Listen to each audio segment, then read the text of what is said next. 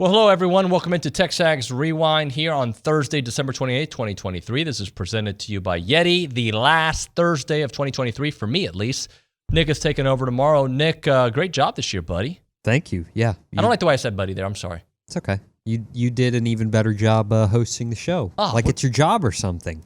We're all about pleasantries this morning. Today on the show, we had Olin Buchanan on the phone. I thought Olin brought the heat. That guy did not sleep. He got home at 3:30 in the morning. He was ready to roll at 8 a.m. That's like when he normally wakes up anyway, right? Like He always says he wakes up at 4, so he's used to it. Yeah, he's used to that. We had Stephen McGee. He was awesome as always, breaking down Marcel Reed being thrust into that position yesterday.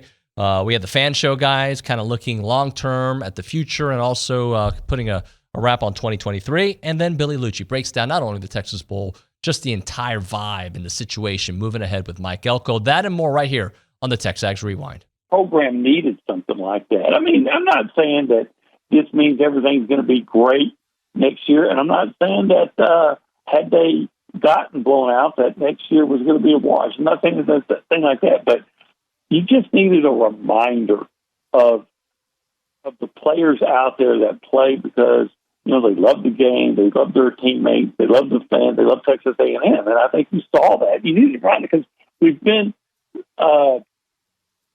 All we've been hearing about are guys that are, hey, I didn't get or I'm leaving, or how many transferred, and then I understand it's a trend in college football for guys that are going into the NFL not to play, so you accept that.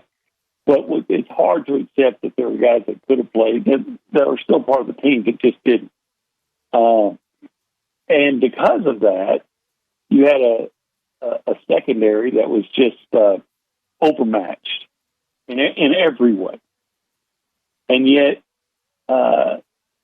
you lose your starting quarterback on the first play of the game, and this kid that's barely played. Marcel Reed comes in and he struggles at first, and then he gets his footing, and he reminds you what a running quarterback can do. But he threw the ball well and throws for 361 yards and has a 20-yard touchdown and all these things. And like you said, they inspired you by seeing a bunch of underdogs go out in the second half, and I said just didn't quit. And I got to tell you, I couldn't tell you what happened in the second half because I didn't think there was any reason to track it play by play. I was working on my column about the blowout. So I'm thinking maybe I'm going to get home before 3. Getting mishandled up front, losing one-on-ones. But I don't think it was as common as what most people would think. I think there was a lot of mental bust where guys were going to the wrong or, missing a guy in pass pro. So I'm like you, Dave. I am optimistic. And I think from a fundamentals perspective, these guys can get better and get coached up and maybe have a new way of communicating and being coached as well. So moving forward, get inside the mind of Mike Elko. What are you fixing first? Does it go back to kind of our buy-sell lease, or are there other places? Because I think a new strength and conditioning coach and Tommy Moffitt's going to make all the difference, at least right here in the head. Yeah, I think you start with the culture, right? I think that's the thing that has to get fixed first. You have to change the expectation and the accountability that is held from the top down in that building. I think it's going to look very different under Mike Elko than it was with Jimbo Fisher. I think everyone's going to be held at the same standard, whether you're the newest equipment manager or the head man. It's going to be the same standard, and it's going to be a championship standard. Anything less than that is unacceptable. Going to the Texas Bowl in general is unacceptable at this school, this university. We've got to be better than that. Next year it's going to be. Unfortunately, I just. You look at the talent last night. I don't know. I feel like it's going to be a rebuild year. A lot of guys transferring, new faces, but you got a great quarterback. But you've got to change the way in which this program is run. That's the most important thing that can happen around here. And it starts in the offseason, yes, with the strength coach. Everyone. It takes everyone every day doing your job exceptionally well. And that's what's going to help us get to the championship. But then we got to go recruit. We got to go get some really good football players. I don't think we're as talented as we'd like to be moving forward. Most troubling thing in 2023 for you? Matt, you go first.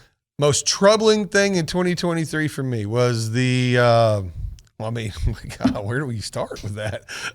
You got to pick one. You get one, and then Kelly has to go different. Just I guess going from last season to this season, or from 2022 to 2023, the lack of being much better, I guess you could say. I mean, with the talent, having that much talent on the team, and having a 7-6 record. Yep, that's tough. I got two things I was incredibly disappointed in. The first one was we said all summer long that if Jimbo let Petrino do his thing, the offense would be great. And we know now that Jimbo never let him do his thing. Petrino had to do Jimbo's thing. Mm-hmm. That's pretty disappointing because it didn't have to be that way. And the second one was special teams. Yep. Like, even despite the offense, what it was, the defense played pretty good. If we could just play a clean special teams game consistently, we'd have won one or two more games. Like, it still wouldn't have been great. I wouldn't be sitting here going, we're fantastic. But don't miss field goals. Don't kick the ball out of bounds. Some of those don't get field goals blocked. Some of those kind of things that, like, for me, the most disappointing thing was the offensive line. Yeah, that would have been on the list too. Well, and then a quick side note was going from 2022, where you're one of the best pass defenses in the country. Now, I know those numbers are a little skewed when you're bad, you're behind, and everybody starts running the ball on you to burn clock. I get that, but to go from one of the best passing defenses in the league to what we saw this year, the secondary really took a step back. Yep. And so, best thing to come out of 2023? Regime change. Good answer. Mm-hmm. Having to go different, I would give Durkin a lot of credit in the coaching of the linebackers. Okay.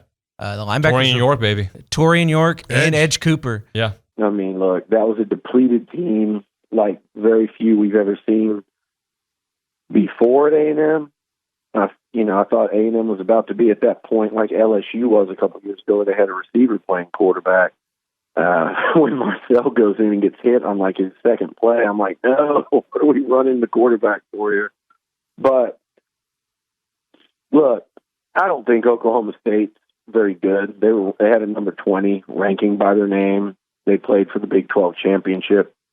They don't suck. They've got a great running back. They've got a great head coach, and they've got some good players. Obviously, they got receivers that can find the football and make catches if you throw it up to them. Most notably, the two that combined for like 30 catches. But look,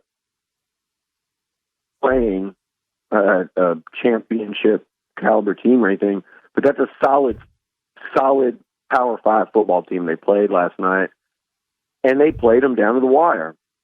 And more impressive to me, David, was if I'd have watched that whole game and been like, okay, Oklahoma State's horrific. They're absolutely terrible, and they don't want to be here either, then playing them close wouldn't have meant anything to me. But Oklahoma State had them to where you're starting to worry a little bit about, man, did that little change there at the end of the half where it looked like they could go in 17-13, but instead we're down 24-6. Did that late touchdown by Oak State break their back? And they're getting the ball to come out in the third quarter. And for that defense to hold Oklahoma State to 7 second-half points and for the Aggie offense to kind of come to life the way it did, I think it said quite a bit about the guys in that locker room. And obviously we're going to talk about some specific examples, but just the actual team aspect of it. And we said it all year, This was not a good football team. All right, Nick, tell the people what to do. Like, comment, subscribe. Keep watching our stuff. Got a whole week of live shows. Say hi to Zoe. Hi, Zoe. And yeah, that's about it. We'll see you here. I'll see you in 2024. Nick will see you tomorrow. Thanks, guys.